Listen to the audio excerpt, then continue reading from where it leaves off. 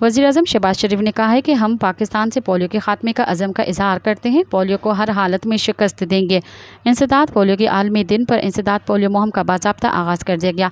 इस हवाले से इस्लामाबाद में एक तकरीब का इनेकाद किया गया, जिसमें वज़ीर-ए-आज़म शहबाज शरीफ ने भी शिरकत की। वज़ीर-ए-आज़म शहबाज शरीफ ने इस मौके पर खिताब करते हुए कहा कि आलमी शराकत दारों के तावन से पोलियो केसेस में नुमाया कमी हुई है। पोलियो का मुकाबला करने के लिए मरबूत हिकमत अमली वज़ह की गई है।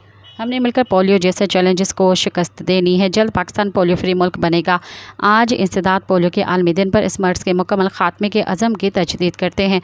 पाकिस्तान को पोलियो से पाक मुल्क बनाना हमारा पुख्ता अज़म है। मज़ीद ख़बरनि ऐं तफ़सीलात लाइ विज़िट कयो असांजी वेबसाइट www.awamiNewsHD.com ऐं ॾिसंदा रहो अवामी न्यूज़ HD।